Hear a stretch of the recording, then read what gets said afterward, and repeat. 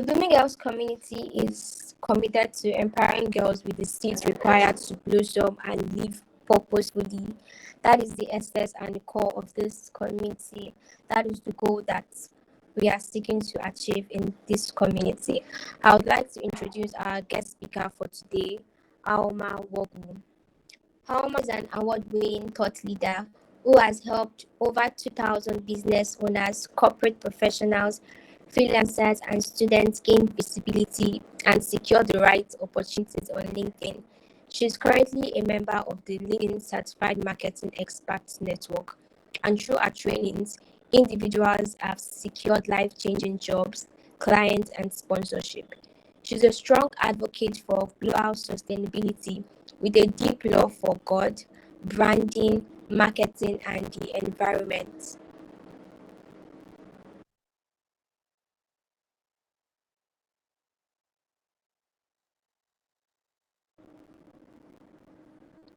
In 2021, Haoma founded Envisage Hub, a social enterprise that she has used to connect young professionals in Africa to global and regional opportunities. Envisage Hub currently hosts a community of 2,000 young African talents which are being exposed and prepared to secure these opportunities.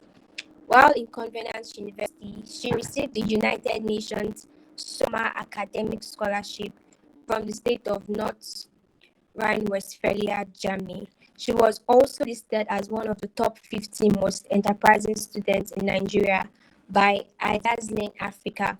Upon graduation, Hauma received the Wiggs Award for Social Action and Development and Student Leadership Award. She was also nominated for the Commonwealth Youth Award for Excellence in Development Work in 2020. In 2022, she was listed as one of the top 60 African women in development by Donors for Africa, one of the 30 most influential young people by African Youth Development Group, and received Africa's most influential Young Entrepreneurs Award in partnership with Meta. Haoma is an alumnus of the United Nations Summer Academy and the Business Management Training by Bank of America. Haoma was one of the 19 women business leaders chosen across the globe to participate in the Goldman Sachs Annual Growth Fellowship in 2021. Haoma was also listed as one of the top 100 creators in the African continent as a result of her various digital products, such as her ebooks, training, and coaching programs, which she uses to transform career and business professionals. She's also a published author of two books that have been collectively read by over 500 people across the globe. Halma's writings and social media content are a channel she's using to achieve her dream of seeing more Africans like herself get visible and promote themselves, their career, and their businesses on digital media platforms such as LinkedIn. She's a young African woman who desires to see change and would devote her resources to see that that is achieved. Thank you. So this is the profile of our intelligent and beautiful guest speaker for today. I would like us all to welcome Haoma Worgwu. Thank you so much for honoring this invitation to speak at the Step Up and Stand Out Empowerment Program for the Blooming Girls community. Thank you.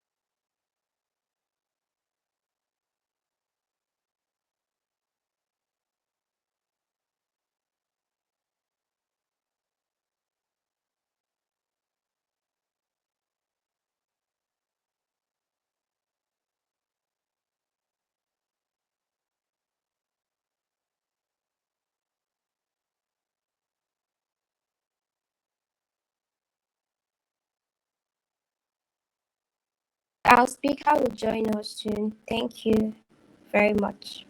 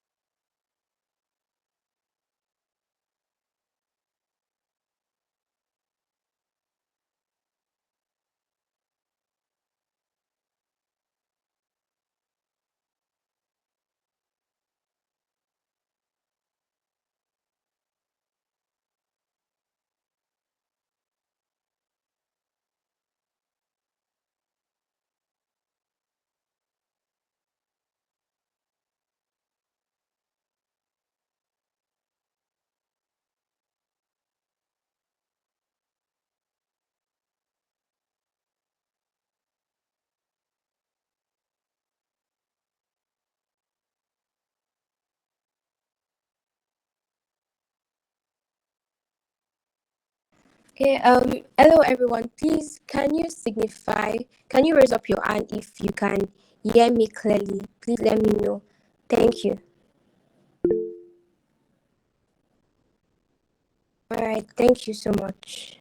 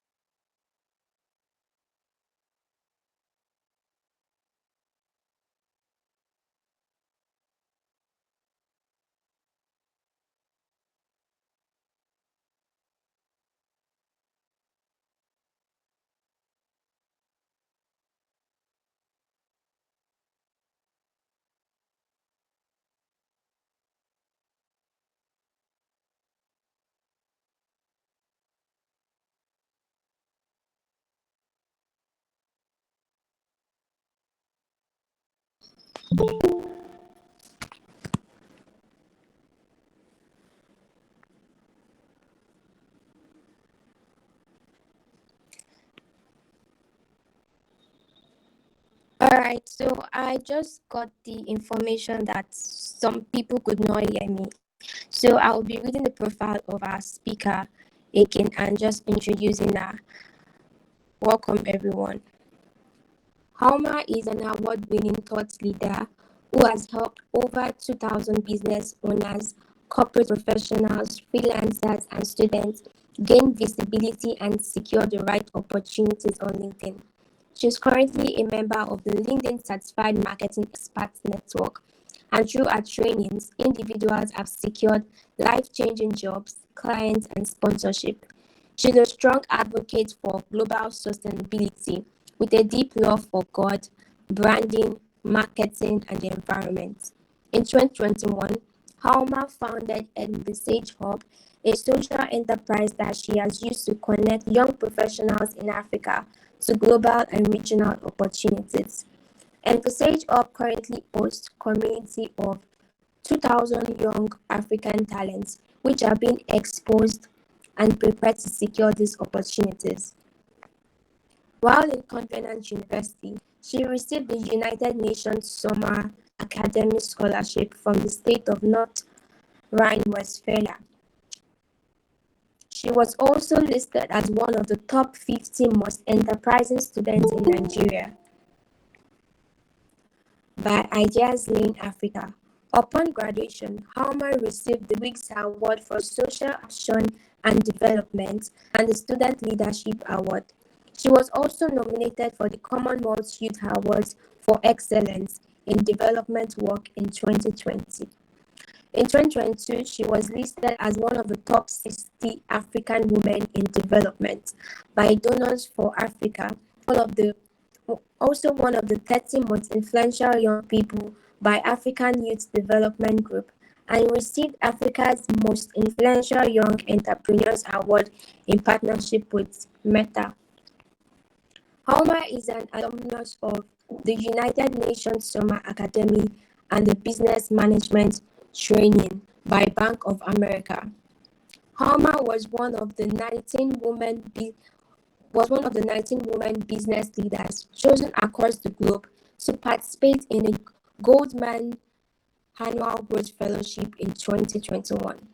Haoma was also listed as one of the top 100 creators in the African continent as a result of her various digital products, such as her ebooks, training, and coaching programs, which she uses to transform career and business professionals. She's also a published author of 2 books that have been collectively read by over 500 people across the globe. Haoma's writings and social media content are channels she's using to achieve a dream of seeing more Africans like herself get visible and promote themselves, their career, and their businesses on digital media platforms such as LinkedIn. She's a young African woman who desires to see change and would devote her resources to see that is achieved. Thank you so much, Haoma Worgwu, for honoring this invitation to speak at the Step Up and Stand Out Empowerment program organized by the Blooming Girls community. Thank you. You're welcome. Thank you, Tommy Singh. Can you hear me? Okay, thank you very much. I'm so sorry. I did not know you have been speaking all the while. I couldn't hear you. And from the feedback from other people, I think it was just me, right? It was just from my end. Once again, thank you very much. In my mind, when we joined earlier, I was just saying to myself that even if it's one person, right, it's okay for me to still speak to that one person, because one thing I believe in is how intentional God is. Whenever I speak, right, I try not to hide my faith, because so you guys just permit me, right?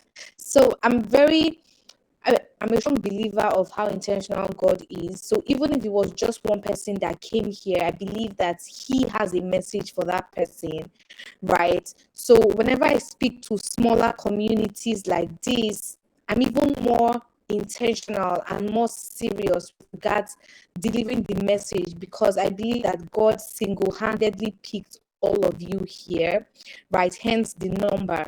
So the first thing I want you to understand is that you are not here by accident, right? It's not accidental that you're here by 6:36 p.m. WAT listening to me today, right? And I just want to give an applause to Tommy Singh, because the month of March, we all know, is Women's Month, and I get a lot of speaking engagements. And because of her, she was quite consistent, right? Even when I wasn't replying, she continually persisted, and I'm sure it's because of the love she has for you guys and the love she has for change, right? And finally, I'm here today. So I believe that I'm here because there's something, or there's somebody God wants to tell something, right? A lot of the have come out of my life is just because I was in a room like this and I heard someone say something, and that was how I was now able to maybe start something or do something that resulted in something very beautiful and phenomenal, right? So I believe that beyond this small gathering of people here, a lot of things are going to come out from you that is listening to me, that the world is going to see and give glory to God. Okay, Chelsea, I want to share my screen. Also, please, I want you to. Okay, I think it's allowing me to share my screen. Okay, if you can see my screen, let me know that you can see my screen. So, Miss Lim, they can't unmute. You can just let me know that you can see the screen. Okay, I can't see the Zoom page. I can only see my slide, so I will want someone to unmute and tell me that they can see my screen. Yes, I can see your screen. Okay, perfect. All right, so the title of my message today is Step Up and Stand Out, right? And I'm very intentional about excellence and standing out. And that's one of the reasons why I honored this invitation, because I believe that everybody has something that the world needs. In fact, when people say things like, I don't know if ever heard this question before, that why is the world so bad when we have a good God? I don't know if you've heard that question before. You can just signify, maybe raise up your hand or put it in the chat. If someone has ever asked you, or you yourself, you've ever thought, why is this world so bad? Why is there all these bad things happening? Okay, I see someone has raised up their hand. Why are all these bad things happening when we have a good God, right? Isn't everything meant to be blissful? Exactly. I'm seeing people raise up their hands.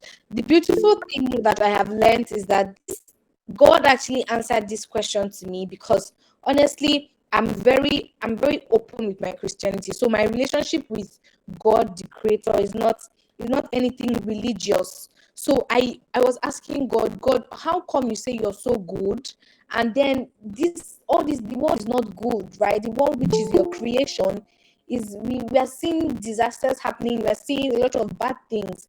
And then God told me that He has kept the solutions to all these problems inside people, right? When He created us, He kept solutions. And then there's a part of the Bible that says that He has kept treasures in earthen vessels, right? So we are the earthen vessels, and God has kept treasures in us. And that treasure He has kept in you is a solution to the world.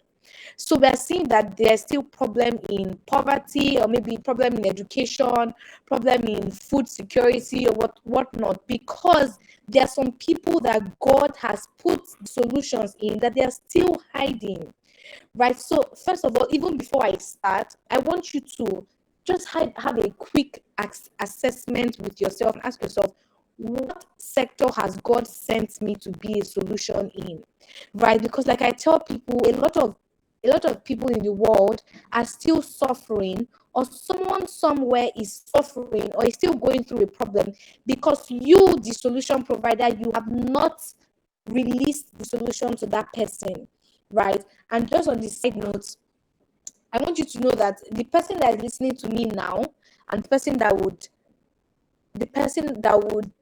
finish this session with me, are going to be two different people, right? Whenever I speak, I let people know that you cannot listen to me, right? And there's something different that won't spark up in you. Why? Because I'm not the one speaking, but God is speaking through me, the one that created you.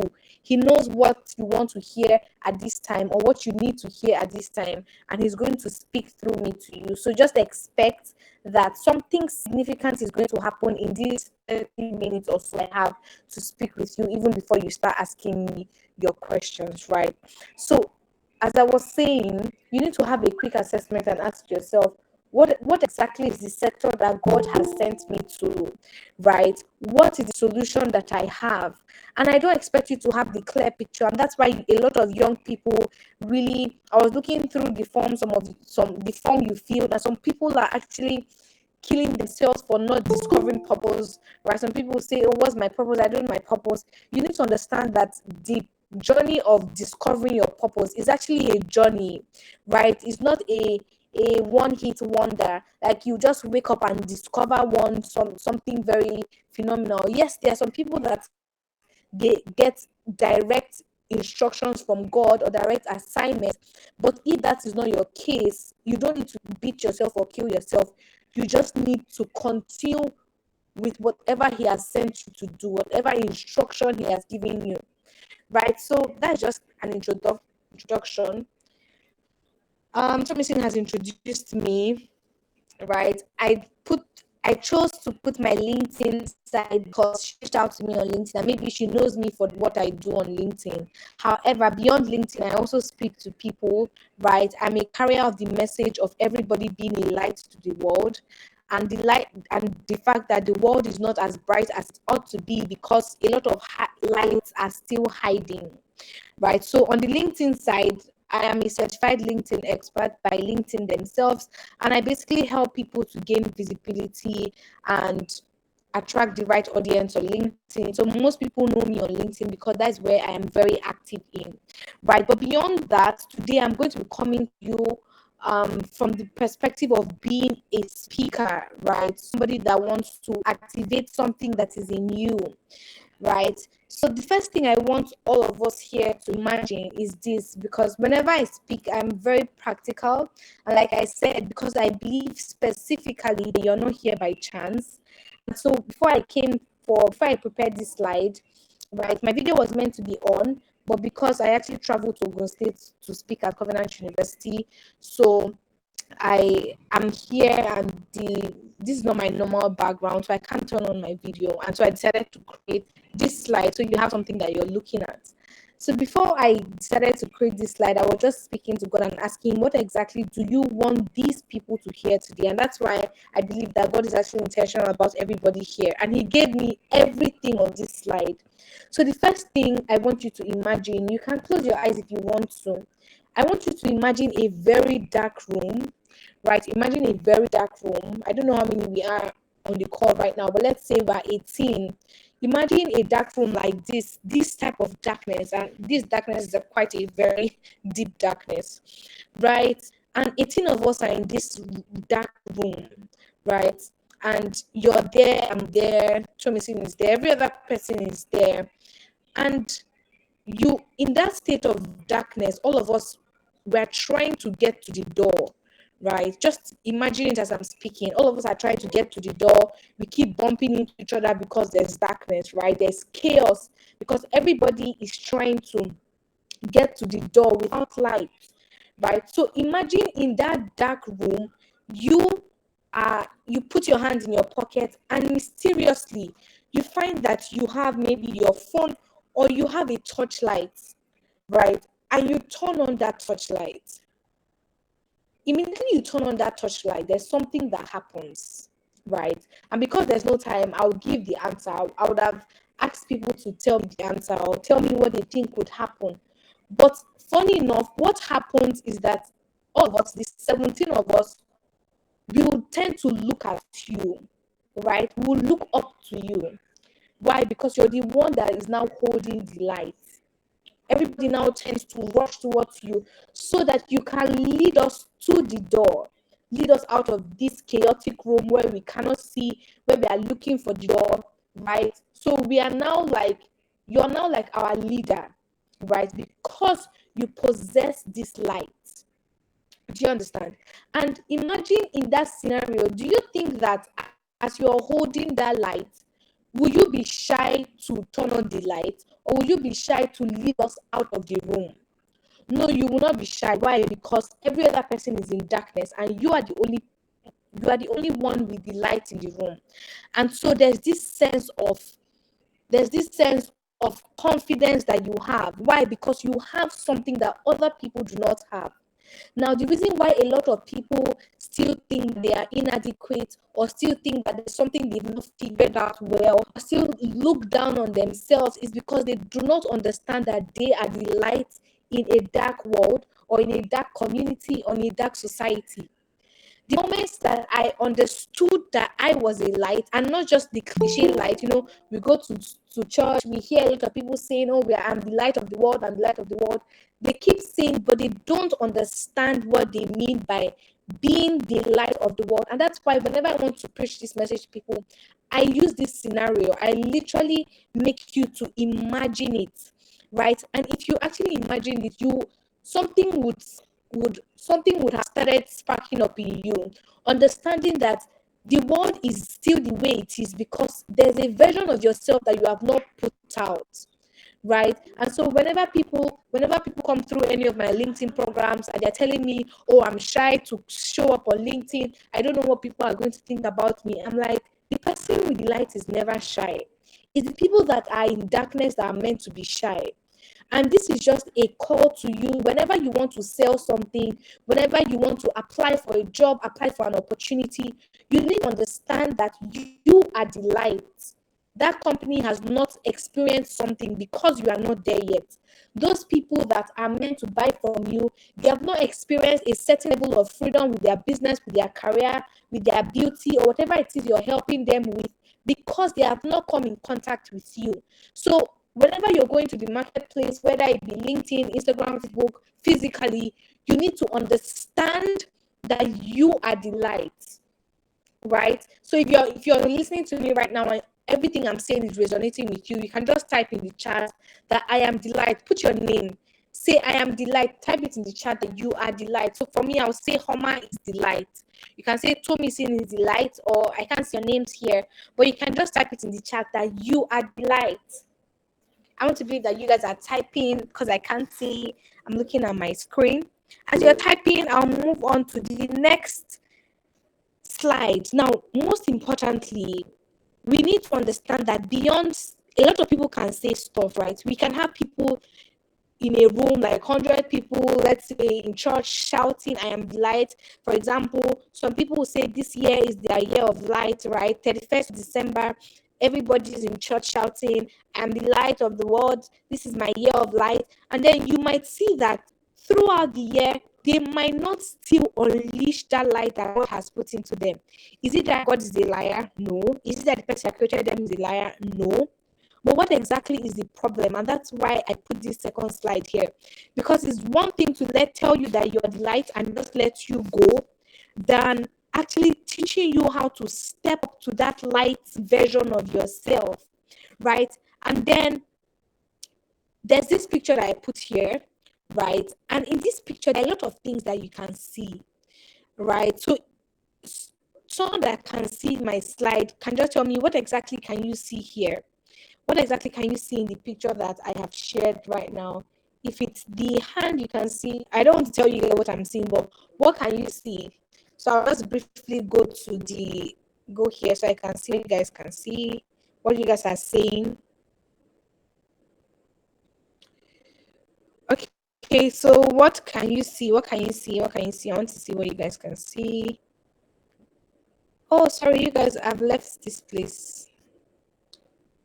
Okay, so tell me what you can see. I want to get like 2 to 3 answers before I move on. Tell me what you can see in my picture. Let me join with my phone.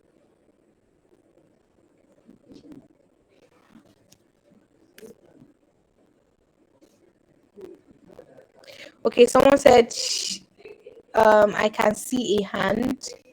Okay, you can see a hand.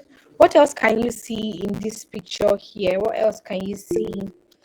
All right, you guys are not telling me what you can see, but one person said they can see a hand. Now, the beautiful thing about this picture is that whatever it is you see, or whatever it is you pay attention to, is actually what you can see, right? And that is what you can say that you have seen. For example, in this picture, someone can come and say, oh, I see a desert, right? And so it's the desert you are focusing on, and that's what you can see. Another person can say, I see a figure like a woman wearing black. That's what she's focusing on, and that's what she can see. Another person can say, oh, at the far end, it looks like there's a mountain or so, but I'm not really clear. That's what I can see. Right? Another person can say, I see a hand. But the beautiful thing is that everybody sees what they pay attention to, right? Whatever you pay attention to is what you see. And so I'm just coming from before I joined this call, I'm coming from a particular book launch, and the title of the book is Small Girl Big God. And one thing the keynote speaker was talking about is that most of the times we feel inadequate with regards to our career, with regards to our business, with regards to selling or doing anything. Why? Because we're focusing on the wrong thing, right? And so you see that sometimes before you put in any application for maybe your career or your business, or before you show up online, what you're focusing on is, what do they have to say about me? Or if I show up this day, what would they say? Or am I really good enough? Or can I be? You're comparing yourself to maybe some influencers or some celebrities, and then you feel small, right? And as you feel small, you keep showing up as a small person, and you will never have the courage to step up as the light that you are. But when you start focusing on the fact that you are created by a big God, so I'm trying to borrow language from what they were saying in the book launch. When you start focusing on the fact that you are created by a big God, and in that sense, you are big in whatever sense He has called you to be, right? Then courage to show up in a certain way steps in. Do you understand? So today I want you to change your perspective of yourself, right? Of yourself, of your business, of your career. A lot of you might launch courses, a lot of you might write books, a lot of you might want to put in the application, but then your perspective is wrong. You're looking at other applicants, and then you're feeling inadequate. You're looking at other people, and then you're feeling inadequate, and then you don't even try to send in the application at all.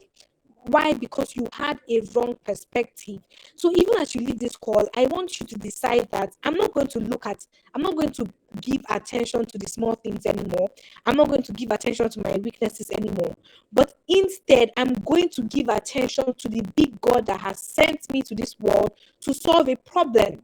Because you are basically like an ambassador, right? So an ambassador is someone that has been sent to a country to represent that country. So you to represent the country that the person is from, right? So you, in quote, you're an ambassador of heaven. You have been sent here to solve a particular problem, to represent God. There's something that I say to my friends, and I tell them that I'm the visible representation of an invisible God. So when people see me, they should see God. If God is great, when people see me, they should see greatness. If God is intelligent, when people see me, they should see intelligence, they should see excellence. No matter who the person is, the person should see excellence in me, right? And that mindset already makes people to see me as a light, right? Even kings to see me as a light. And so you heard when she Thomasin was reading my bio, and there were a lot of things she said. And I know that on my own, with my own strength, I would never be able to accomplish that. But because I have understood this particular analogy, right, it has made a lot of things easy, right, with regards to accomplishing things. And so if this is the only thing that you take out of this session I'm having with you, you're literally good to go. Because this is why I can go into a room with people that are more qualified than I am, people that have experience more than I have, right? For example, when I was in Covenant University years ago, and Goldman Sachs is a global investment bank, they were selecting women business leaders around the world, and this is not even in Africa, around the world. I saw that and I decided to apply. If I was looking at my small self, an undergraduate, what do I have? What do I know? I would have never sent in the application, and I would have never been chosen, right? But even as I sent in the application as a small girl, I can't even remember how old I was, right? But then they didn't ask me my age, so I was even happy. I remember that the day of my interview, I had to I think I had to wear makeup, and so that I won't look very young. You know, when you're trying to disguise yourself so that they don't now say, oh, this one is a small girl, we can't give it to her. I had to wear big earrings. Very weird kind of thing I was doing. But I did not just want my age to be hindrance, right? And I was chosen. We were just 19. When I was there, I was hearing people saying that they've been in business for 20 years, people saying they've been in business for 25 years. And in my mind, I'm saying I'm not even up to 25 years. And here are women that are old enough to be my mothers, that we sent in applications, and they chose me, right? And even at the end, the global head of Goldman Sachs Foundation spotlighted me. So that's telling you that you can be whatever it is you want to be. You can be the light in any room, despite how experienced the other people are, if you decide to focus on not your small self, but the big God that has sent you, that's created you and sent you to the world. Right? Like I said in my slide here, whatever you give attention to, magnify. So, how does God see you? As I was entering this year, there was something that one of my mentors said to me, and she said, Homa, the way God sees you is not the way you see yourself. Right? The moment you start seeing yourself the way God sees you, a lot of things will not matter anymore. Right? You will not be stressing over some very irrelevant things, because you will wake up and say, how does God sees me? God said you are literally fearfully and wonderfully made. That means people should be in awe of your existence. And if you know that maybe what I'm saying you cannot really relate because you have not stepped into that place of people really being in awe of your existence, or people wanting to be like you, is because you have not begun the process. And how does the process begin? By this first slide, understanding that you are a light sent to the world to solve a particular problem, and taking the required steps to solve that problem. Right? So I just want to say something little about personal branding.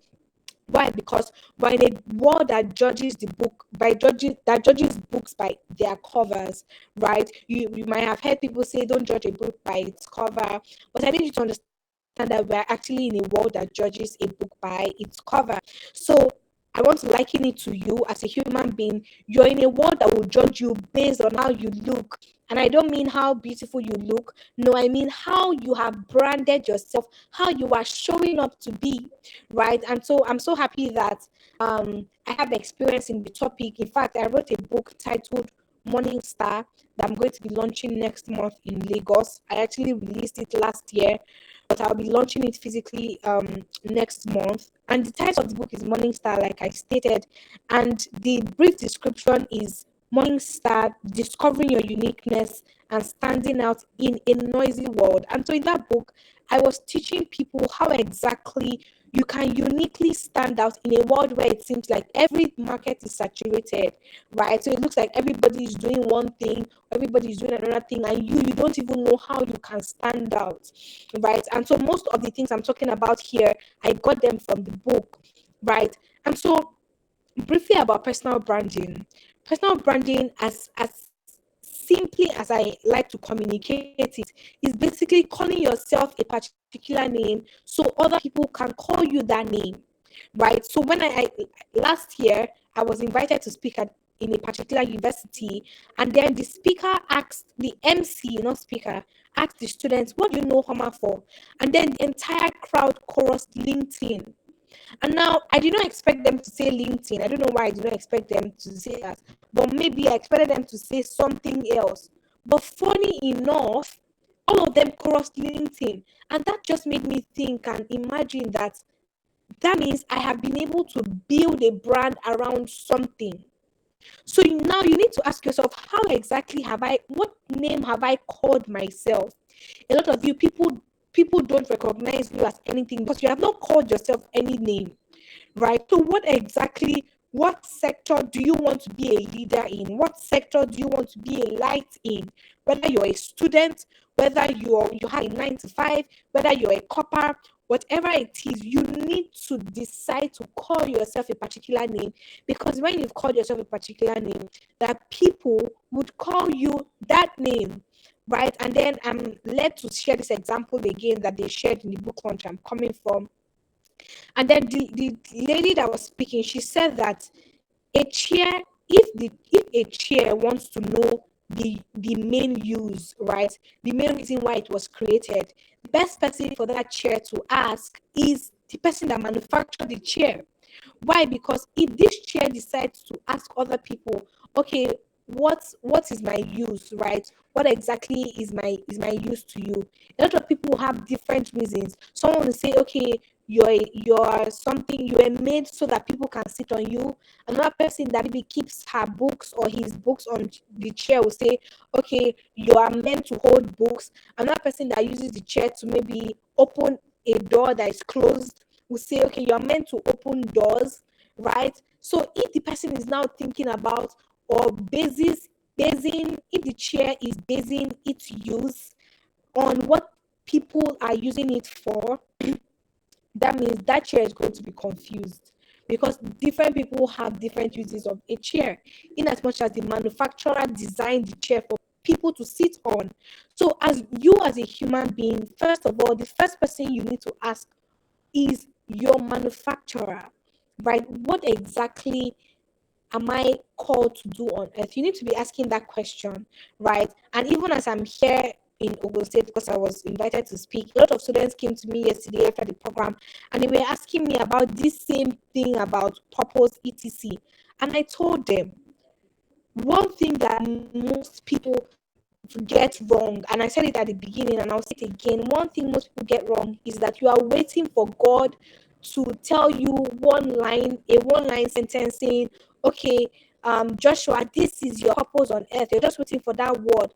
Most of the times, the people that God will make you meet, the communities He will put you in, the events He will take you to, the virtual webinars He will send you to, like this one here, would have a significant impact on the entire picture, which is your purpose, right? And so I know that last year there's a particular event that I attended. I'll still talk about it during the course of our session, that launched a different phase of my life, right? So you need to be very sensitive to the places God is going to send you to the people He's going to bring into your life, to the trainings that He will send you to take. Why? Because those things will unleash a different version of yourself, that in the process of you metamorphosizing, in quote, you're going to, in quote, fulfill purpose, right? So a lot of people just think that they will hear one sentence from God.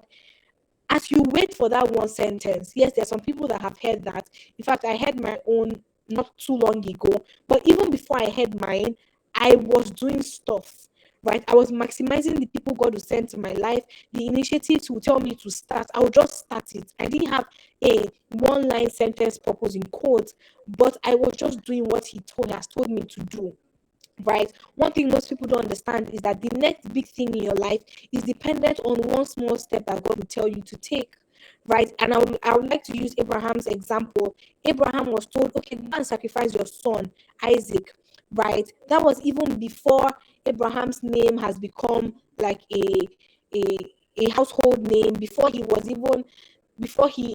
was now known as the father of faith, before all the big things started happening in his life.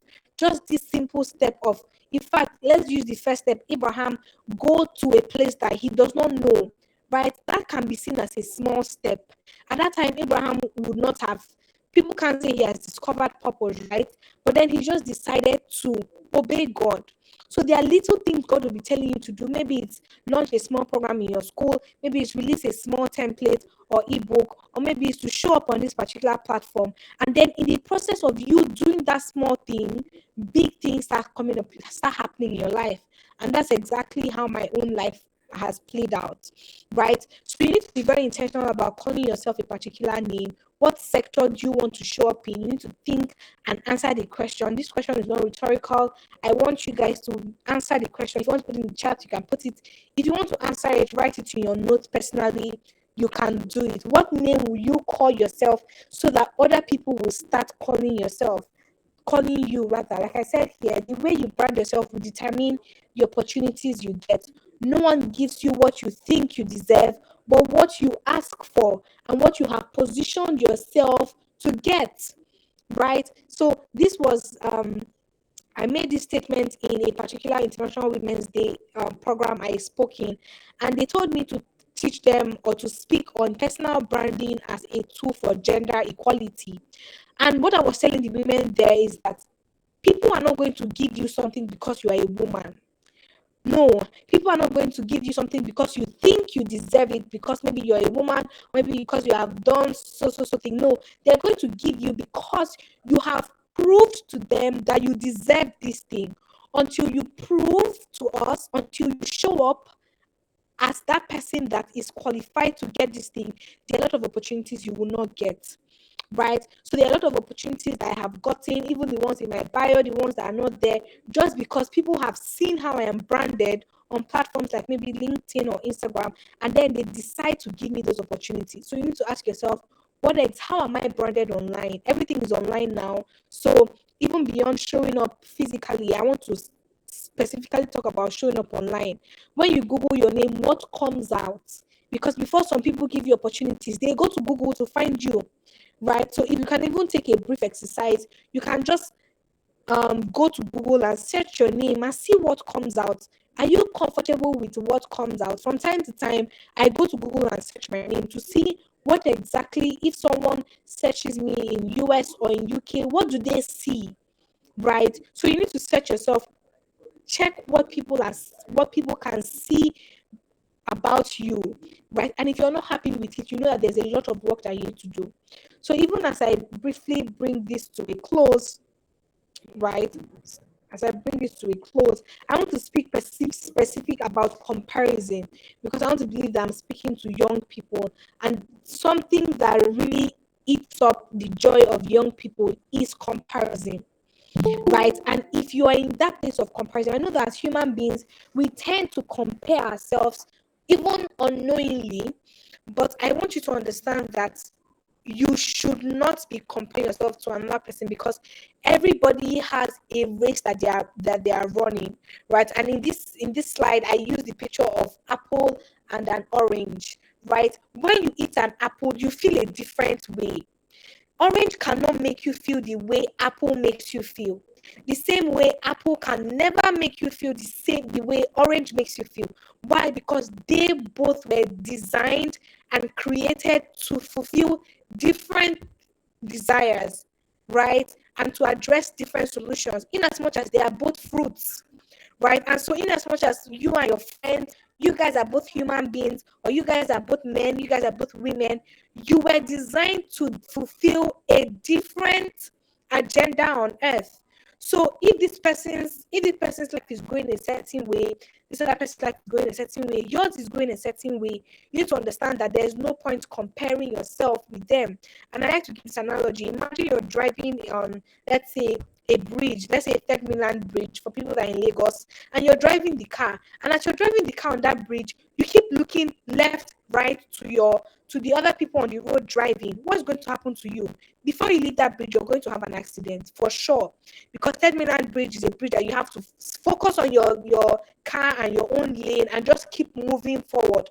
You can't be looking at the line left or at the right. If not, you're going to lose focus and you have an accident. It's the same thing that happens to a lot of us right now, as especially in the youthful stage. You leave school and then a lot of people now start sharing wins. You're already feeling depressed because this person has gotten this person has gotten that, unknowing to you that you have a different race to run. So the moment you understand that you have a different race to run and everybody has different times and season, right? When you understand that, you will stop comparing yourself. And with regards to times and season, I want you guys to understand one thing. And like I said, or like I usually say, if this is the only thing you understand from this session with me, you are good to go. In this life, there are times and there are seasons, right? There's some people that will bloom in their youth.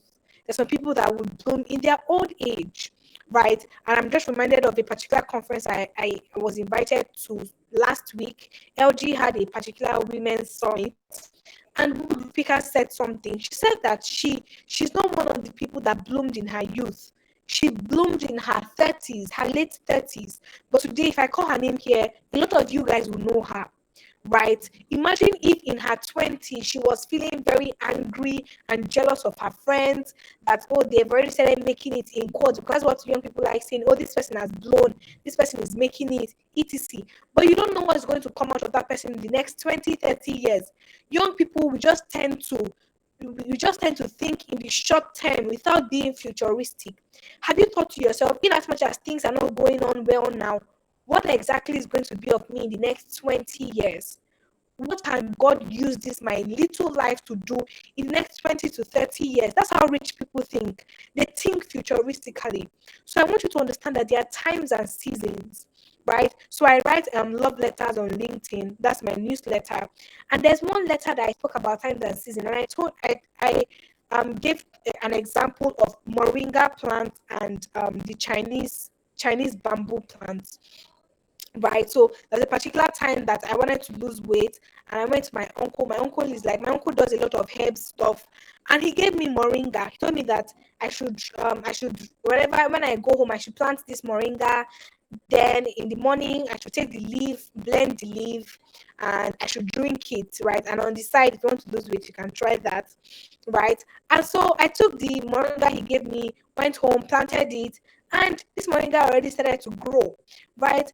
And then it was blooming already. And I'm thinking, I was led to compare this moringa to the Chinese bamboo that stays 5 years before it you can even see the tree blossom, right? Imagine if I planted a Chinese bamboo beside the moringa plant. In the first week, the moringa is already blooming. In fact, in the first week, the moringa is already being useful because I'm already plucking it out to go and make my smoothie, and I'm already seeing the results. The Chinese bamboo might be jealous, right? Not knowing that when it's time for this Chinese bamboo to blossom, you cannot compare the outcome of what it is going to produce, right? Because if I want to start exporting the wood that comes out of the bamboo, I'm going to earn in dollars, right? Compared to moringa that's already blooming, and then what is coming out is just maybe the leaves and the smoothie that I'm going to get out of it. So a lot of us, maybe you're like the Chinese bamboo, or maybe you're like moringa. The thing is that you need to understand who you are, understand your own time and season, right? If you know that you're meant to bloom in your youth, and you've asked God, and you see that the opportunities that are coming in your way, it looks like this is the time for you to be out there and shining. Don't now say, oh, because I don't want to pressure people, I'm going to keep quiet, I'm not going to say anything, because I don't want my mates to be jealous. You're going to be shooting yourself in the foot, because when it's time for them to start shining their own light, they won't care about you that was meant to bloom in your youth, right? And the fact that you bloomed in your youth does not mean that in your old age you will now be irrelevant, because it's part of the Bible that says the path of the just shines brighter and brighter until the perfect day. So this is for people that maybe you start seeing results in your life early enough. That doesn't mean that in your old age you will now be irrelevant, right? But then for the other people that theirs might take more time, you just need to keep up with the process. Don't say, okay, because you're not seeing results now, you're going to just give up and just get angry. You're shooting yourself in the leg. Like I said here, times and seasons very important. Process, you need to embrace the process of obeying simple steps if you want to see the bigger steps, right? And please don't be pressured. We're in a generation that is easily pressured.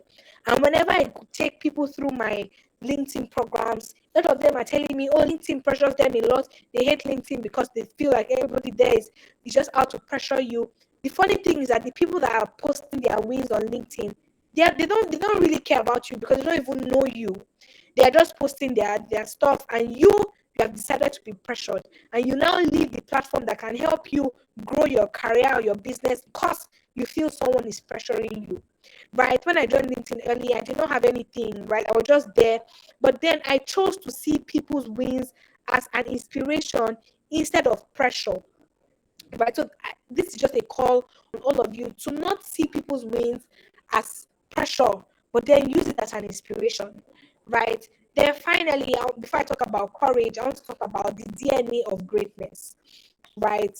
And briefly, this thing is something that can literally change your life if you can understand it the way I have understood it, or the way I am understanding it, because I believe that there's still much more for me to learn. So if you know this popular architect, her name is Jumoke Adenowo. She's the founder of Awesome Treasures Foundation. So there's this conference she usually has, and in the last one she had, there's something she said that really resonated with me, because, like I told you guys at the beginning of this session, whenever I have any question, I don't hide it. I ask God, and I told God, why exactly is it that unbelievers are the rich ones, right? You see that, okay, the people that are even making it, people that are very successful, are the people that are not even maybe as spiritual as you are, or people that don't even care about God, people that don't go to church. And then you're wondering, why is it that this Christianity I'm doing, is it a scam or what? Why is that this person that does not stress, person is seeing such results. And then God led me to this particular phenomenon, and that's the DNA of greatness, right? And so he said, as I am now, okay, I don't look like my parents, right? Because I'm kind of light skinned in a way. My parents are very dark. But then I look like my grandmom. And there's something God told me. Did you do anything to look like your grandmom? No. Most of you here maybe look like your dad, look like your mom. Did you do anything to look like them? No, you didn't even, you don't know how you look like them. You were just born and you found out that you look like your mom or your dad. So whether you are hardworking at home or not, you will still look like your father, right? Once you have believed and you have understood that you are this person's child, you continue looking like them, right? So if you're looking like your father or your mother, it's not dependent on the actions you take or maybe anything you do, right? And God likened it to the fact that there's a DNA in us as human beings, and that is the DNA of greatness, the DNA of God that He put in there when He created every human being, whether that person is a Buddhist, whether that person is a Christian, whether that person is a Muslim, whatever. You were created by a great God, and He placed His DNA of greatness in you. And so, anybody that decides that they will unleash this DNA of greatness, that they will be great, indeed, they will be great. And so, you see the part of the Bible in Ecclesiastes that says that God causes the sun to shine on both, I think, the godly or the ungodly, something like that. That's to tell you that whether you're a Christian or not, whether you're a Muslim or not, you can be great if you want to be. But the good thing about being a Christian, and I don't mean to be spiritual, is that you have an added advantage, right? And it's the advantage that the death of Jesus gave you, right? So you need to understand that no need being jealous and start thinking and killing yourself for why unbelievers are rich, because they have decided that they would be great, right? And that DNA would cannot lie. Immediately that person decide that, okay, I'm going to show for this my DNA, and I will take the right steps to ensure that this greatness comes out, that person is going to be great. Do you understand? And so, but when you now add your spiritual side or your Christianity or your partnership with God, then your greatness would even be greater. And so I was also led to look through some a list, right, about the richest people that the world has ever had. And something that was very beautiful that I saw was the fact that the richest people that the world has ever had have actually been those that God made wealthy. Till today, the richest person the world has ever had is King Solomon, right? And then when people try to convert his wealth to modern day dollars, they saw that the net worth of Solomon was in trillions of dollars, precisely about $2 trillion. But the people that we are calling chessmen of today, it will shock you that these people are just rich. Their net worth is about 108 something $billion, right? Compared to this man that God made rich. So this is just to tell you that in as much as everybody has a DNA of greatness, if you decide that you'll be great, you will be great. But when you add to it the help of God and the advantage that God has given you as someone that believes in Him, then your greatness is going to outshine the greatness of the world. Like I said here, lions begat lions. And so you have no business feeling like a grasshopper or feeling like a mouse when you are a lion. I know there are some times when you feel inadequate. You're feeling like that because your perspective is wrong. You are focusing on your mortal self instead of the big God that sent you. Right. Now, finally, courage. Since the topic of today is stepping up and standing out, I'm led to talk about courage because courage is a very important aspect that everybody needs to embody if you actually want to step up, if you want to stand out, and if you want to be somebody that is going to be a reference point in life, right? And I also remember a particular conference I spoke at, and the panelist asked us a question, and she asked, who would you say a woman of substance is? Right. This was an International Women's Day event, and she asked all of us. A lot of people were saying things. Someone said, "I think that a woman of substance is a woman that follows her purpose." Someone said a woman of substance is a woman that is can multitask. Blah blah blah. But then there's something I said, and I told them a woman of substance is a woman of courage. Why? Because in as much as you have heard everything that I have talked about today, the only thing that would allow you, the only thing that will allow you to put these things to work is courage. So courage is the thing that would make you show up on LinkedIn, show up on Instagram, and talk about the initiative that you're doing without fear of criticism or what other people have to say. Courage is what will make you accept particular opportunities that you might think your small self does not qualify for. But in the process of you accepting those opportunities, bigger things will come up.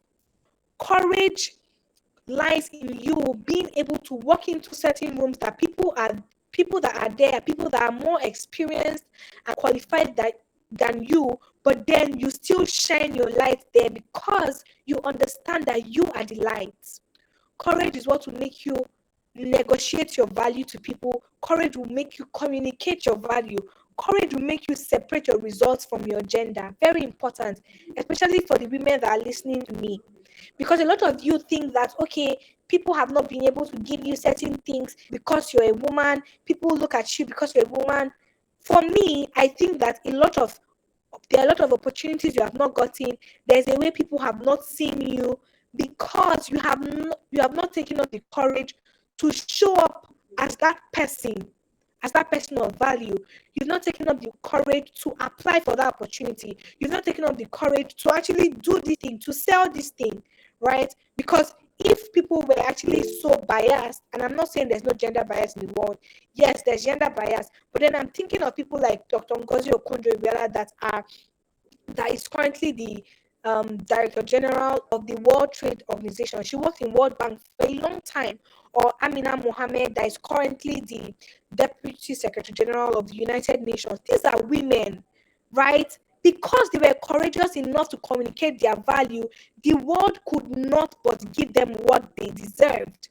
Why? Because they were courageous enough to show up as a particular version of themselves. So this is just my call to you today, to be a woman, to be a man of courage, because the world is going to pose a lot of things at you that if you're not courageous enough, you're just going to slide past it. There are a lot of opportunities that will come to you, and then you just think this is maybe just another opportunity, but then you don't know that in that opportunity are the other bigger opportunities that will bring you to the limelight or will bring a different version of yourself that the world is going to know. Right? There are a lot of other things that I want to say. I can keep talking and talking whenever I speak to young people, right? There are a lot of things I have to say, but because of time, right, I have to stop here.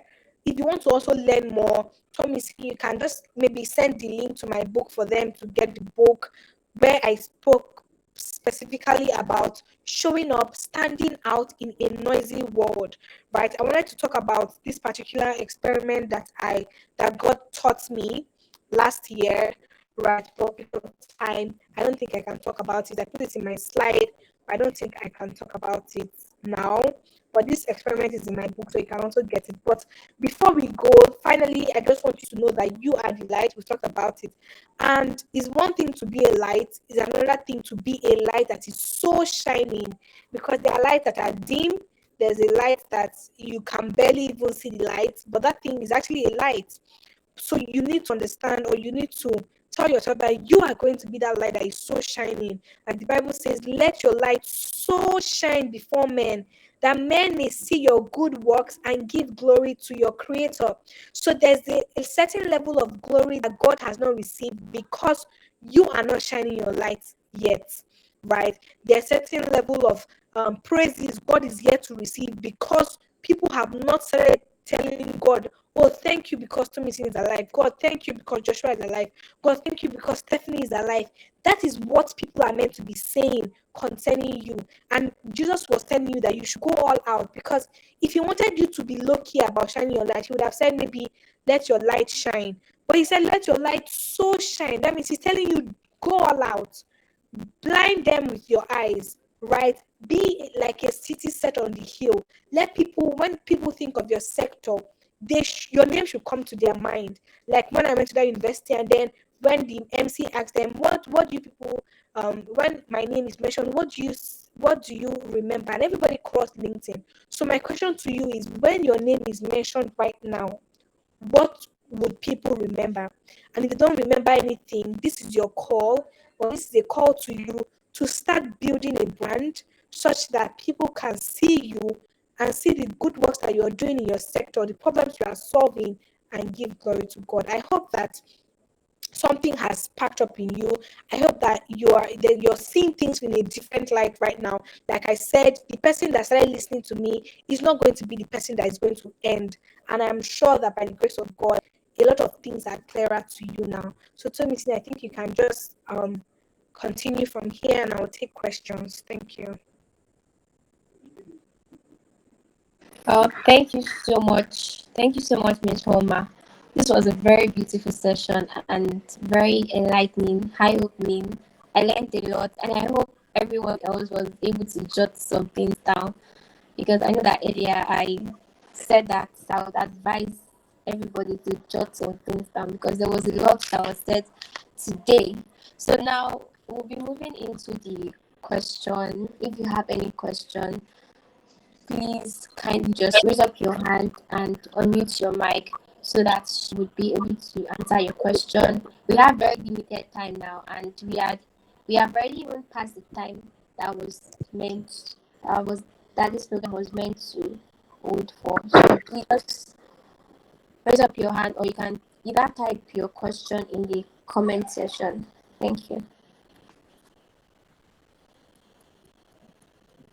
And also, Tony, I think I can also send the link to my social media. So if they have questions consecutively, they can just send me a DM and I can answer.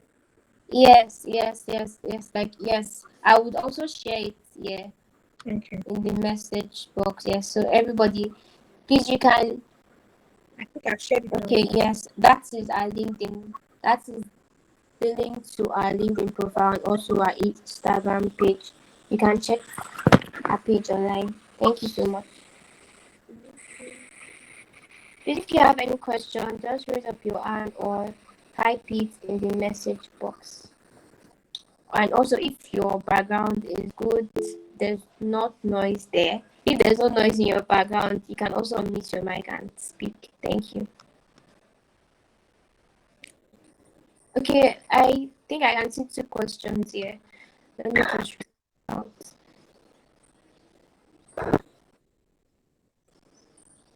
Okay, someone is asking, I have a question. You spoke about courage. How do I build my courage as an introvert? Okay. All right. So, how to build your courage as an introvert? First of all, like I said, I think I actually answered the question.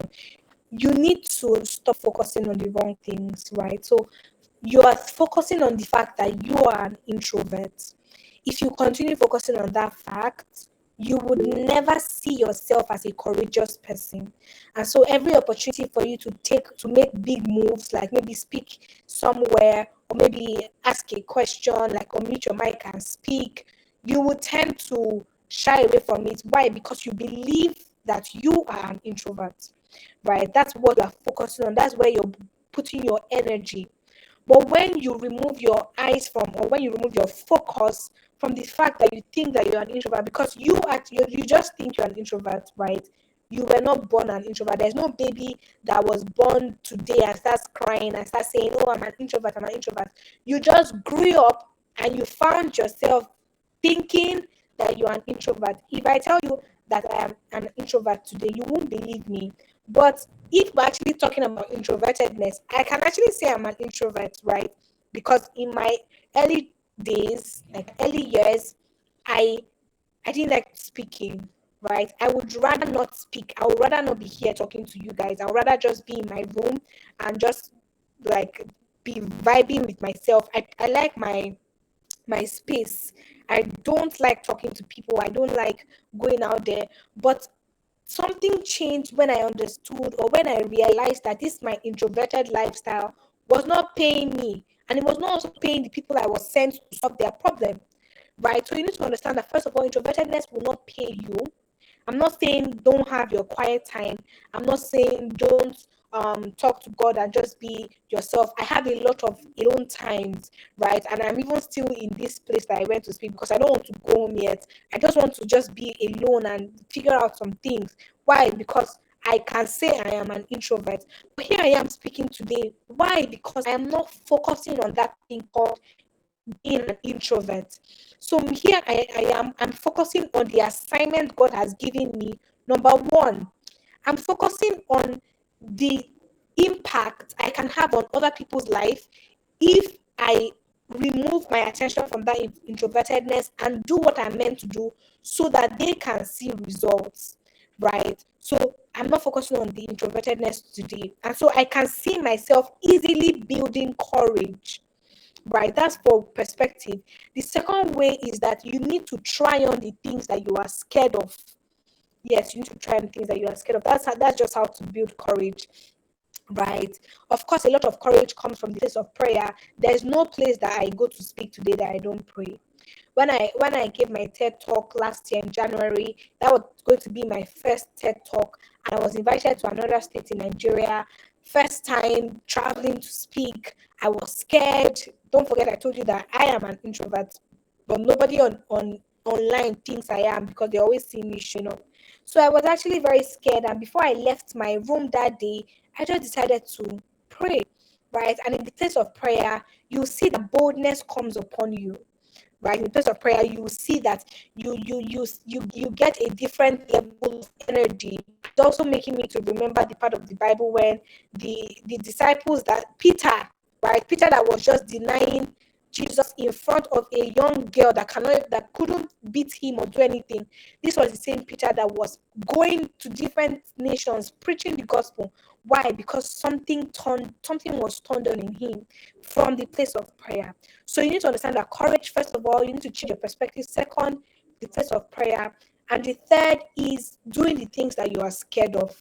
Right. So for myself, I decided to join communities that would make me talk. So I'm part of some business clubs that we meet maybe once a month. And during that time when we meet, some people they'll tell us to unmute our mics and tell them what we learned, or maybe share your view. Anytime that opportunity comes, I would unmute my mic and talk. For example, if I was in this meeting now and I came to hear, and I came to listen, not speak, I would unmute my mic and speak. It was very hard for me at the beginning because I was actually an introvert, but over time, practice actually makes perfect. I'm not still perfect, but whenever I go into rooms where maybe there are a lot of people with greater experience, I tend to ask questions, I tend to speak, because when I conquer that fear, or in the process of conquering that fear, I am building my courage. So you can't just sit down and say, okay, I want to be my courage. No, you build your courage by doing those unfamiliar things. I hope I was able to answer your question.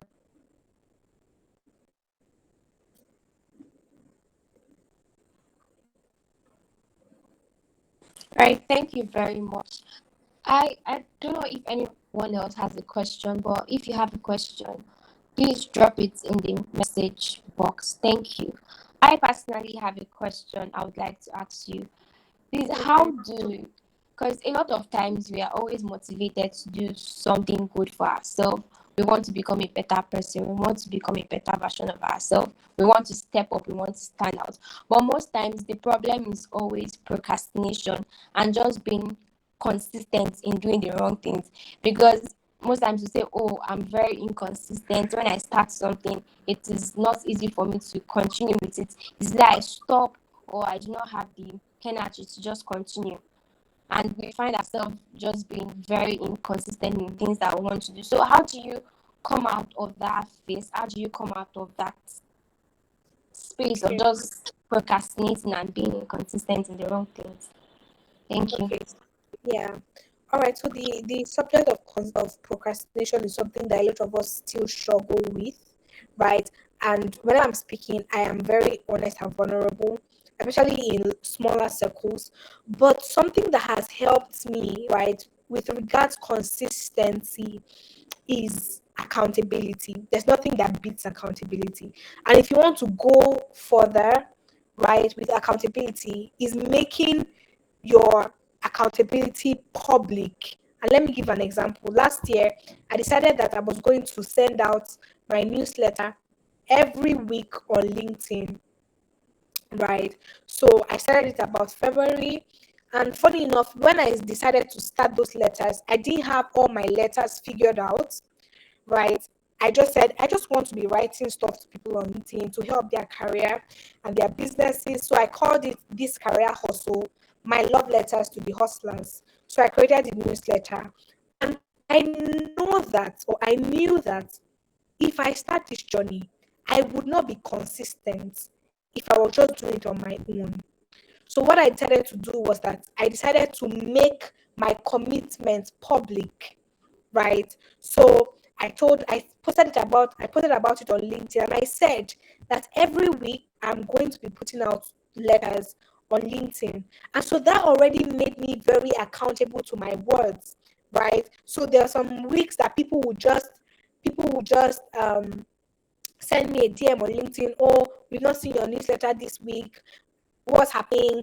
Are we still expecting it? Because I made my commitment public.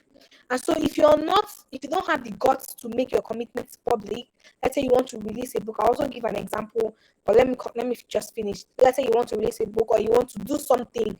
If you don't want to make it public, please find somebody that can hold you accountable to your words, and not maybe a friend that would make it slide. Someone you know that if you don't do this thing, the person is going to ensure that you do it. There's nothing that beats accountability when you are talking about procrastination or staying consistent. One reason why a lot of us are not consistent is because there's no one credible holding you accountable for that thing. A lot of things that I have procrastinated, a lot of things that I have not done till today is because I still kept it within. So I say, okay, I'll do this thing. Only me and myself knows about this thing I want to do. And so I can procrastinate and nothing will happen. But when I've told a couple of people in my circle, the worst is when I've put it out on the internet and say, okay, I'm going to do this thing. It just puts me on my toes and I will deliver. For example, last year, I on my birthday, I said online that I was going to release my book, Morning Star, right? And funny enough, when I said that, I had not finished the book. But because of this public announcement, I knew that I can't procrastinate this thing again. I knew that I just had to put in the effort and finish this stuff. And at the appointed time, I released the book, right? And this year, I've said, okay, I'm going to launch this book in June.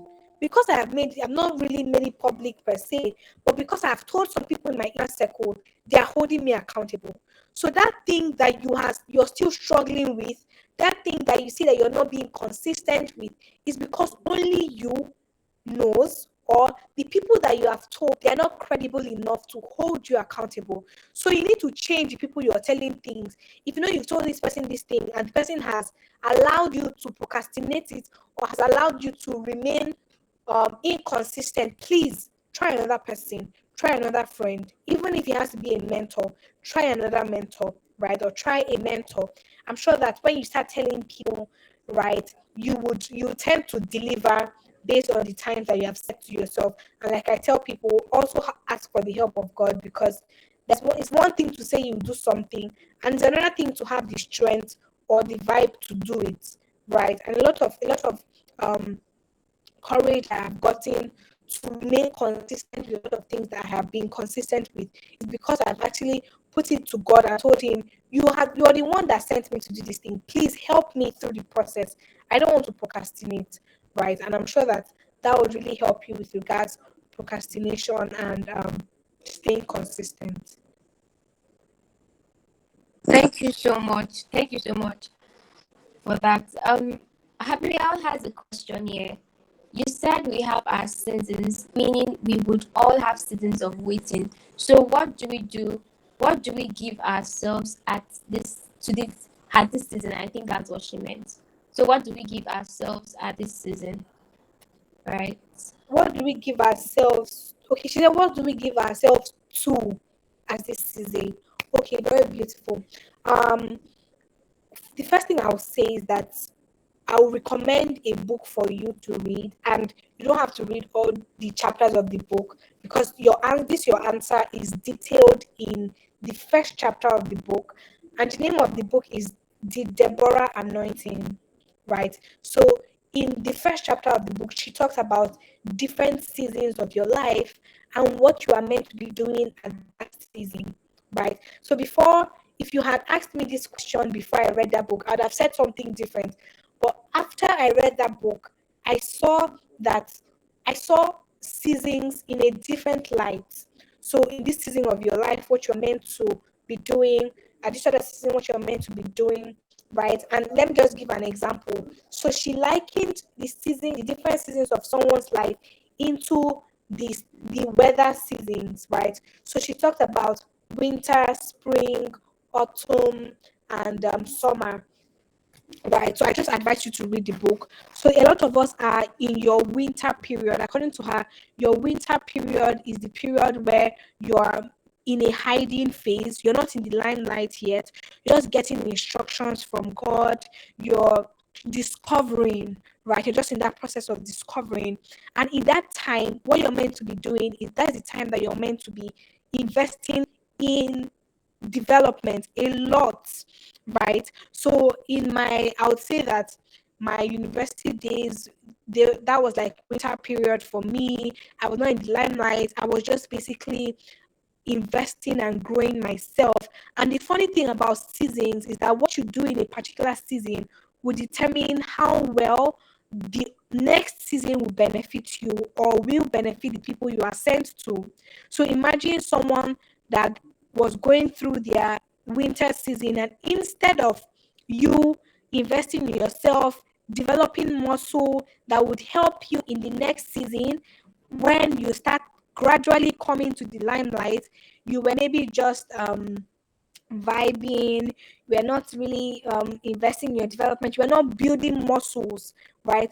When it's not time, when the seasons change and it's now time for you to maybe go into the limelight, you see that a lot of you're not comfortable there, or you're not using it for the right purpose, or maybe it looks like that season is now stressing you out because you have not built the right muscle needed in this season, right? And that's even when it happens well. Now, another thing that can happen is that you tend to repeat seasons because you have not been qualified to be launched into the next season. And so for people, it looks like your life is not moving on, or you're stagnant in a particular time. Why? Because you are not doing the right thing that you're meant to have done in that season. So you're not being launched into a place of being, let's say, in the limelight, or being what people call a celebrity in quotes, whatever that is, because season you're meant to be investing in your relationship skills, you're meant to be investing in your communication, because people will now start inviting you to speak. You have not gotten it right there. And because God loves you so much, He will not want to embarrass you and take you to that season, right? So a lot of young people, they want to blow, they want to be this, that, but you're not gotten it right in that season of investing in your communication, investing in how you look, so that when you now get into that season of being in the limelight, you're going to use it well to the fullest, right? So this even answers the question to when people now say, oh, it looks like my life is slow, it's like other people are advancing and I'm not. You need to ask yourself, in this season of me not advancing, what have I done? How many books have I read? How am I investing in my communication? At the beginning of this year, which is this year actually marked a different season of my life. Not January, but a particular period of the beginning of this year marked a different season of my life. And God was just teaching me and telling me to learn about communication, learn about speaking, how to speak to a global audience, how to speak to a regional audience, etc. Right? And I was led to take certain courses because this year I'm going to speak in a lot of places, and that's already started happening. right? Imagine if that time I got that instruction, I did not obey. I wasn't learning how to speak. I wasn't getting the required knowledge and expertise. It might delay the time when I start getting speaking engagement. I start being invited to different countries to speak. It might now delay, right? And me, I might now think that, oh, God is delaying. If I'm being spiritual, I'm now telling myself to feel good about myself. Oh, delay is not denial. It's still coming. It's still coming. Most of the times, God has already released it, but you are not experienced enough to receive, right? And that's why some things looks delayed. They're not being delayed. You're the one that has not launched into that version of yourself that can adequately maximize that thing that you are asking God for. So if you can read the first chapter of the Deborah anointing, whether you're a man or a woman, please read it so that you can understand the different seasons of your life. It will help you a lot. Things said, can you recommend some other books? Um, okay, for young people, right, I recommend that you read Morning Star. Morning Star will help you a lot because we're in a very noisy world.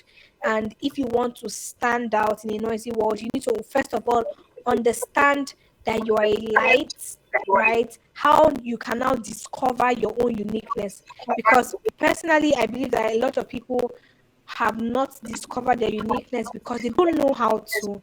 Not just because they are not unique, not because God is partial and He made some people more important than the others. No, this person has just discovered what makes her or him unique, and the person is now capitalizing on that, not their weakness, right?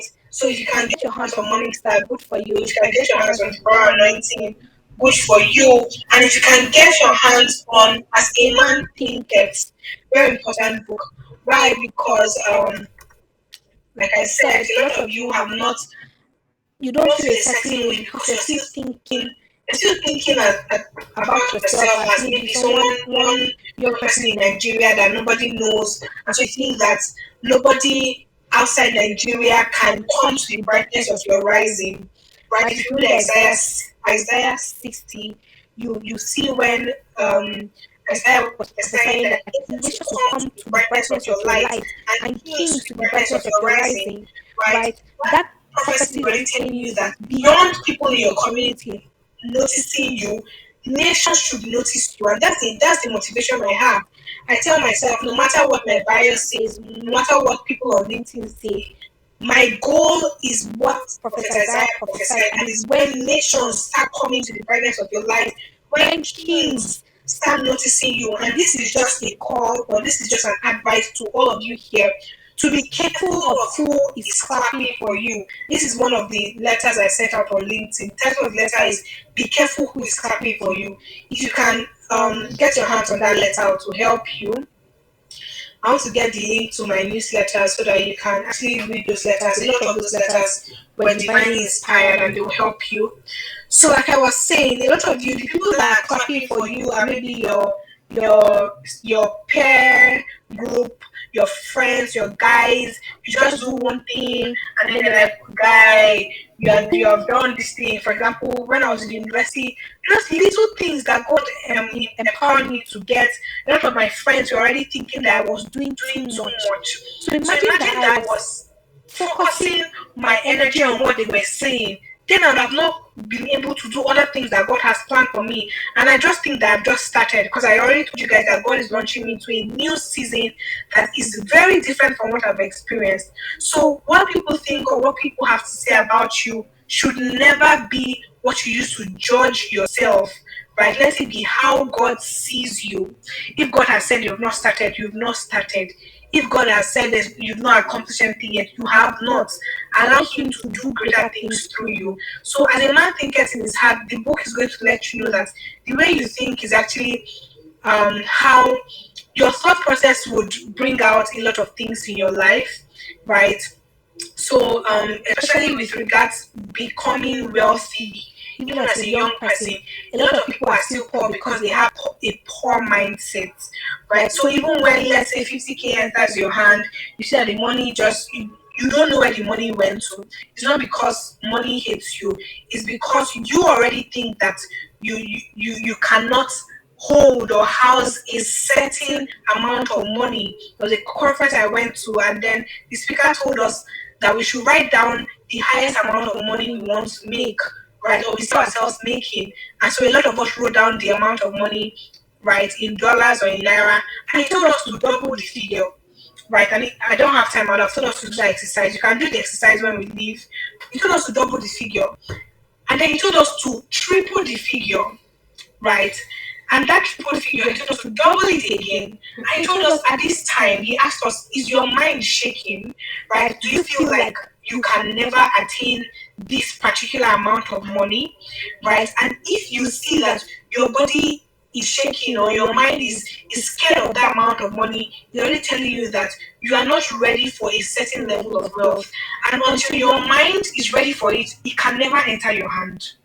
A lot of people think they can never be millionaires, and so they will never be millionaires because they think they can never be millionaires. So as you think in your heart, so are you, right? When I stopped thinking that money was a bad thing, then I started even making the money by the grace of God. So don't be those Christians that think that money is a bad thing. They drag pastors that are rich, they drag pastors that are driving private jets because they feel like Christianity should be likened to poverty. That's a big lie. Like I told you here, Solomon is the richest man that's ever lived, and he was a man that God made rich. The men that you people are calling the richest men now, their wealth can never be compared to what Solomon had. So as a Christian, you have been redeemed to be wealthy. Christ made himself poor so that you will be wealthy. And not just wealthy to meet up your needs, stinkingly rich so that you can be a blessing to other people. When you understand that, you will now understand that yes, wealth should reside in your bosom, and that is when money will start coming to you. Thank you. Thank you so Thank you much so for much that. for that. Divine is Divine is asking here asking that here please, do that you have please, a do you have a community I can community I join to can help me join to build help me my build my courage, courage, to help me build to help my me build my confidence? confidence? First of all, I'll tell you to subscribe to my newsletters because weekly I send out very important letters and profound stuff that would make you see yourself in a different light, right? The The community community that I that I have have is is a a different different community. community. That's MBC Chop community. So that community is just a community that I use to Send send opportunities to opportunities to young young people, people, let's let's say say internship. internship. So So it it doesn't doesn't have have anything to do with courage. But if you really want to meet a different different version version of of yourself. yourself, I would advise you to go through my newsletters. In fact, I've sent out about 50 of those love letters. In fact, on Valentine's Day, I put it into an ebook, right? So if you're interested, you can subscribe, which I advise everybody here to. I put the link there. You will tend to see a different version of yourself because when I read those letters, I still learn from them, right? Because I believe that those letters are not just me writing, but they are the right word that God wants people to hear in this season. And so, because I have made myself available to preach the word, right, to preach those things, He has put them through me. So, a lot of professionals on LinkedIn have used it to see growth, career and business growth. A lot of people have used it in their own lives and they are seeing results. So, if you like, you can actually just click the subscribe button and you're getting my letters to your inbox every week. Okay, thank Okay, you. thank Thank you you. very Thank much you for very that. much for that. I have I one have more one more question for you question before for we you call before it we a call it day. a day. Thank you so much. Thank I you know so you've much. I know already you've spent already so much spent so time much that time that plan you to. plan to. Thank you so Thank you much. so much. So, So, how how can can someone find someone a find a mentor, someone that mentor, is someone ready that is to ready level to up, that is level up, ready that to is come ready out to of their come out of shell? their shell? Because Because most time most the times problem the is that problem people is do that not people do have not have someone that someone they that are they are accountable to. accountable It's to. very It's difficult very difficult to find to this kind find of this kind person, of people that person, will people that believe will in them, believe people in that them, will people guide that will them. guide them. So, what So, is what one is way one that way someone that can someone find a can mentor? find a mentor? Thank you. Thank you.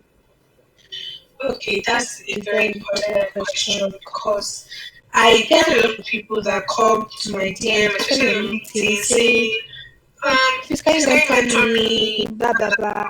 But I I want want you you guys guys to to understand understand one one thing, thing, right? right? The thing is that you can have you can have mentors that don't even know that they are your mentors. This is how I have, that's how I have, or what I have used to see results. I'm just sharing that with you. So there's some people that I call my mentors that don't even know me. And how are they my mentors? The fact that when they release books, I buy those books and I read it. Because how much time do you even want to spend with this your mentor? Most of them don't even have time to be on a Google Meet with you like this and start talking to you.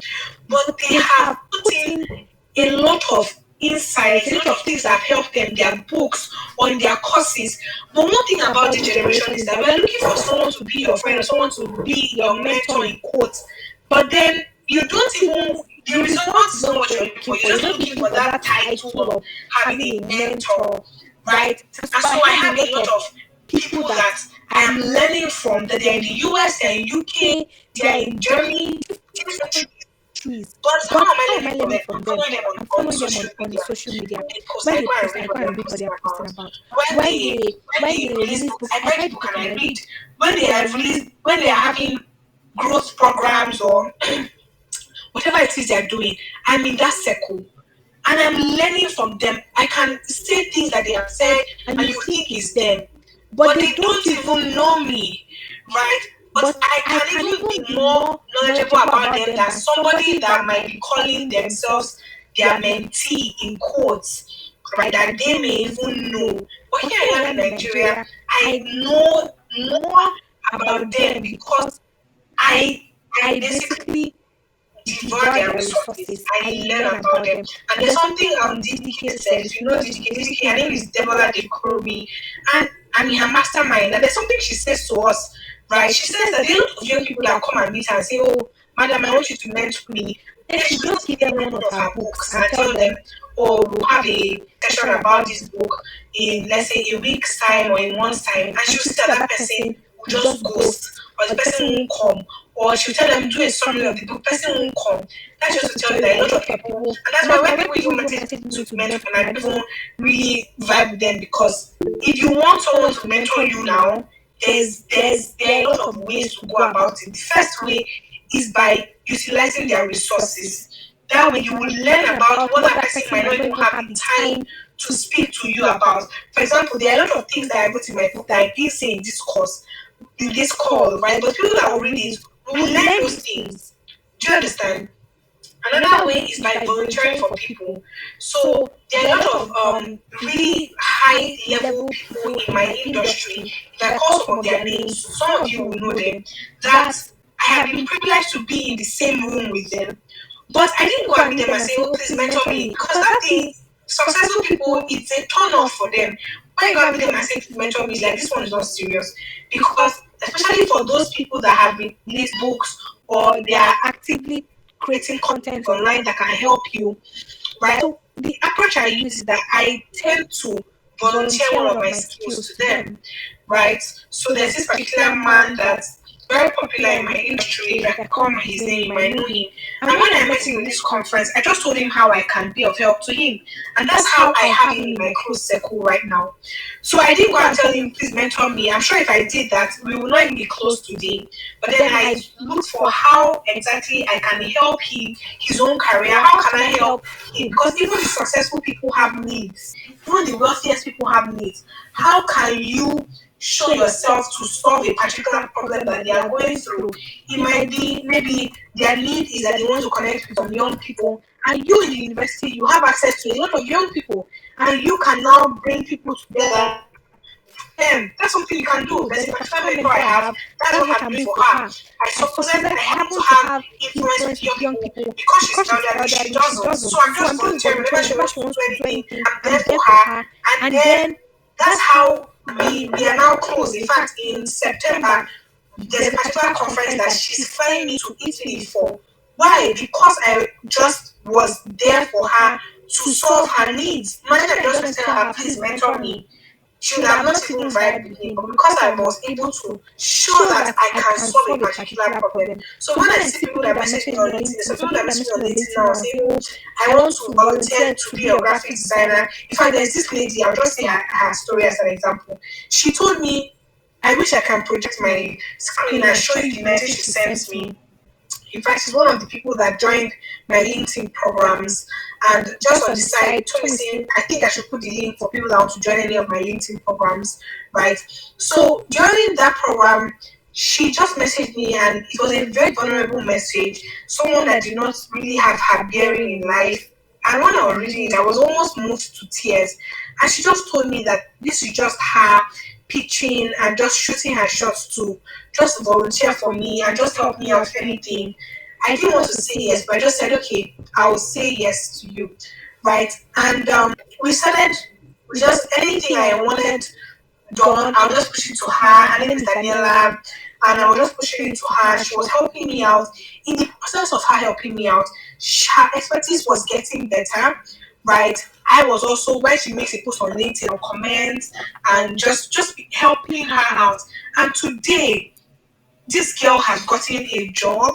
In fact, she got a scholarship in thousands of dollars. Why? Because first, she was showing up on LinkedIn, right? Because LinkedIn is a place of opportunities. Second, because she was able to connect with someone that had, right, a way of guiding her, right? And even as she connected with me, she did not just connect with me, but she was doing something that was increasing her expertise. So when the season of her now getting a job came, she was ready for it. And I'm sure right now she's comfortable with her life. She's no longer working with me now because I'm sure that God was just leading her through me to get that particular opportunity. So don't just meet people and tell them mentor me. There are certain ways to go about it that will pay you even more than you telling them to mentor you. Mm.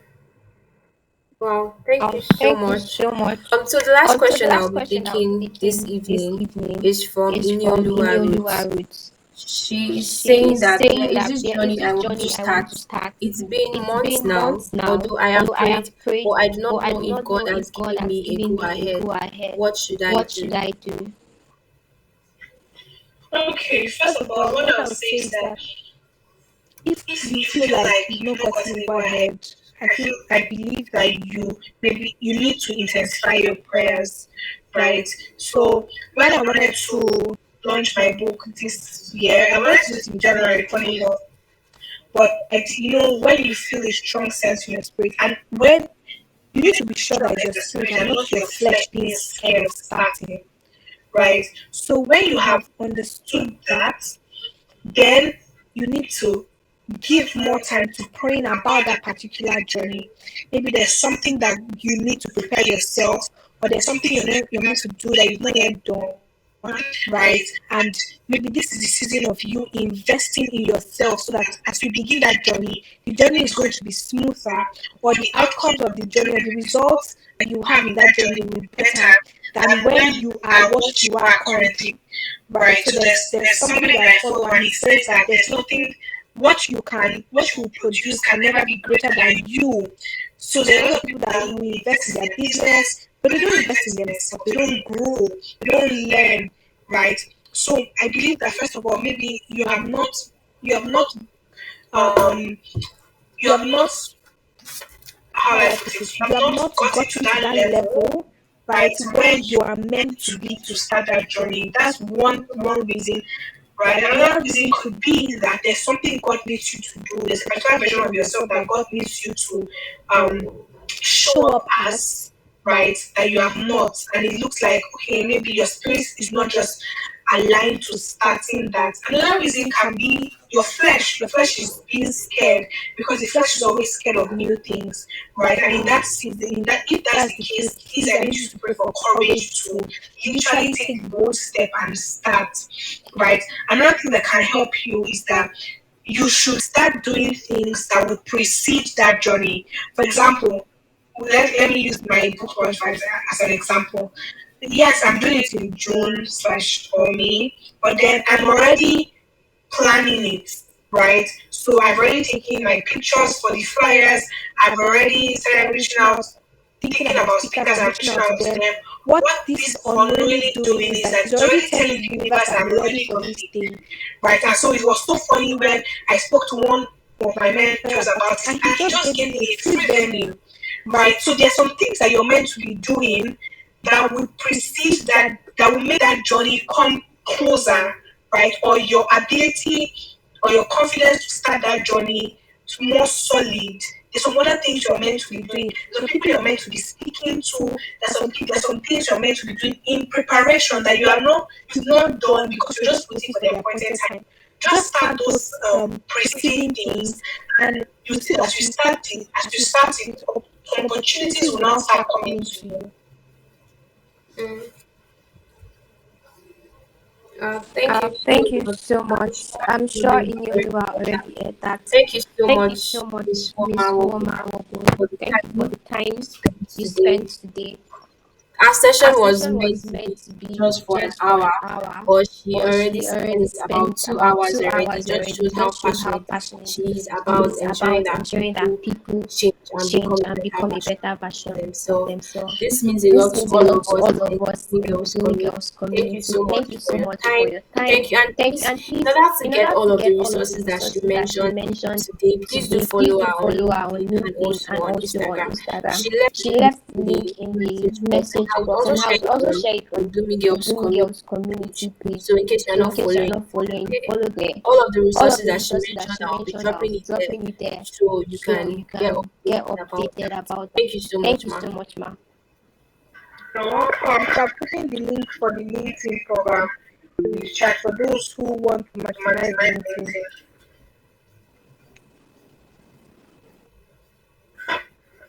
Alright, thank you guys so much for listening. Thank you so Thank you much. so much.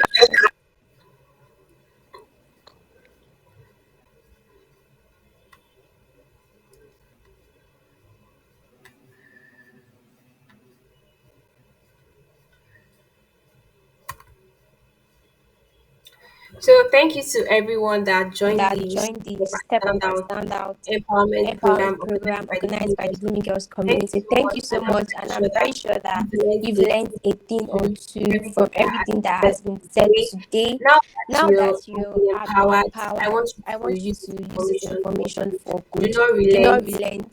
Know your Know your worth. Know that worth. you Know are that you are amazing, and do amazing, not and do allow not allow anything anything discourage you discourage from you from reaching your reaching full your full potential. potential, Because you are the because light you of are the light world, of the and you are world not and you are meant to not be meant to hidden be at hidden all at in all any in way. any So way. come So out, come out, unleash your unleash your potential. potential. And if And you feel if you that there's a feel that need there's for a you need to for you do to do some some background background workings, by all workings, by all means, means, do the things do that the you things need that to you need do. to If you do. need If to you need read to more, read if more, you need if to you need improve to your improve skills, your skills, do these do things. So these when things. So when opportunity opportunity comes, you comes, will not be you will left not be left behind. behind. Thank you so much Thank you for so much for joining. joining. And please do And follow please do Gloomy follow Girls Gloomy on Girls on Instagram Instagram or more or updates more about updates about upcoming upcoming programs or any programs or other any other events to be events to dropped be there. dropped there. Thank you so Thank you much. so Bye. much. Bye.